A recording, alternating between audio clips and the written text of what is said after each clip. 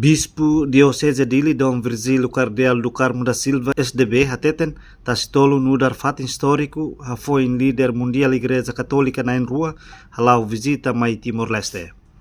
Papa João Paulo II mai visita Timor-Leste e haloron sanulures in rua fulan outubro tinan rihmidatu sia walu nulures in sia no sua santidade Papa Francisco mai visita Timor-Leste e haloron sia to loron sanulures in da fulan setembro tinan rihun rua nulures in hat. Dom Virgílio Cardeal do Carmo hatu assunto ne bainhira preside missa São Bagraça visita tinan ida Papa Francisco mai Timor-Leste e hatasitolo quarta ne.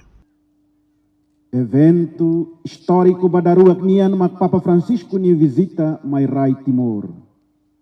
E a loron sia to'o loron san resi ida fulan setembro tina rihum rua nul resihat. Timor dala ida tan hatudu bamundu kata ia rai ki kidane. Ia liu rohan mundu nian. Ia Roman fiar katolika nian ebe nabilan da daun ia kontinente asiática ni laran. Papa Francisco harehetan Roman idane ia Timor-wan sir ni fuan.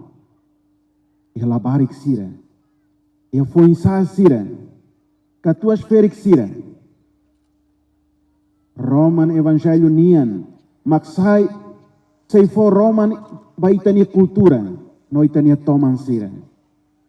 Podinunei valor sila evangelho nia belemoris na hola isin ia ita Timor oan nia fuan.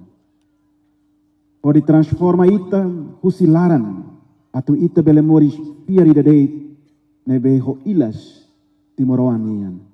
Cardeal ne hatutan lihusi visita dahulu líder Katolika Papa João Paulo II hatudu bamundu katak povo Timor nudar fiar nain unidade nebe hatene luta hamutuk ba autodeterminação e hanebe husikela mensagem murak imi magmasin rainian no imi mag Roman mundunian. Dom Virgílio explica lihusi visita Papa João Paulo II consegue resulta Timor-Leste nya ukun rasikan. Enquanto visita histórico Papa Francisco ne reforça liutan fatin tastolo nuda representa Timor-Leste nya fiar iha kontinente asianian. Ohin itanobong halibur ia tasitolo dalai datan. Tai reconhece kata ia fata indane. Sasing ona evento histórico bot rua. Nebela osde hatudu ema Timor nia fiar.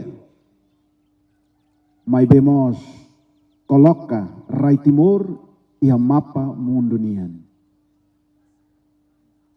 Evento histórico bada huluk mak Papa João Paulo II nia visita ia tinan rihum ida atusia walu nulu resinsia.